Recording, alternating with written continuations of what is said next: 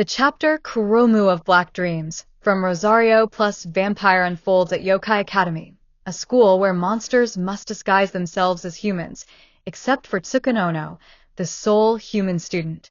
Tsukun's life is complicated by his relationship with Mocha Akashiya, a vampire who is irresistibly drawn to his blood, frequently biting him despite his protests.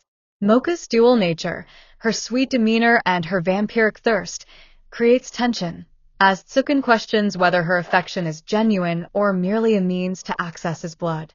Their dynamic is disrupted by the arrival of Kuromu Kurono, a succubus with a grand plan to enslave the male student body through her seductive powers, aiming to secure a mate of fate to perpetuate her dying race.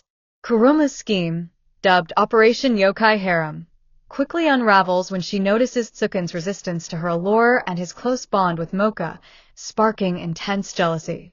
Determined to eliminate her rival, Kuromu confronts Mocha, taunting her for using Tsukun as a food source and vowing to steal him.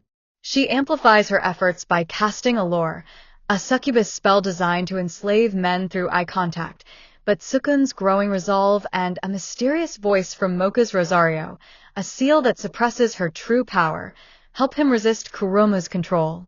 The conflict escalates when Kuromu, frustrated by Tsukun's defiance, attacks Mocha, provoking her into removing the Rosario. This act unleashes Mocha's true vampire form, marked by silver hair and overwhelming power, which she initially struggles to control. A fierce battle ensues, with Kuromu unleashing her demonic abilities, including extending claws and manipulating the environment, while Mocha's raw vampiric strength dominates the fight. Amid the chaos, Tsukun intervenes, pleading with Kuromu to stop and offering himself as a sacrifice to protect Mocha.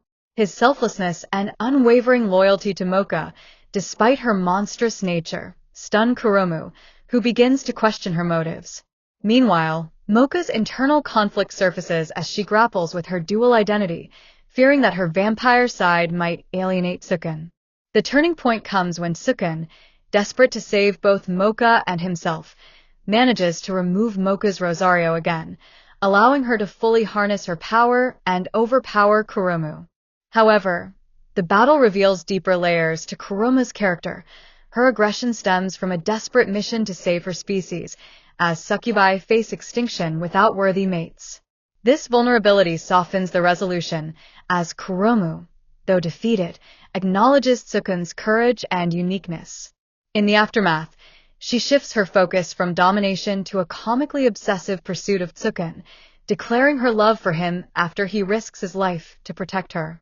This shift introduces humor and complexity, as Kuromu's earlier villainy gives way to misguided affection, much to Tsukun's exasperation and Mocha's irritation. The chapter closes with lingering tensions.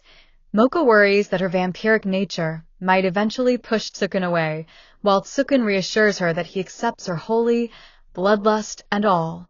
Kuromu, undeterred by rejection, continues her antics, baking cookies for Tsukun and absurdly planning their wedding, showcasing her persistent yet endearing stubbornness. Meanwhile, the Rosario's recurring role as both a limiter and a conduit for Mocha's inner voice hints at deeper mysteries about her origins and the true extent of her power. The blend of action, emotional stakes, and comedic relief underscores the series' themes of acceptance, identity, and the blurred lines between monster and human. Tsukun's journey, from a frightened outsider to a courageous figure bridging two worlds, anchors the narrative, while the rivalry-turned comedy between Mocha and Kuromu sets the stage for future conflicts and alliances in the supernatural chaos of Yokai Academy.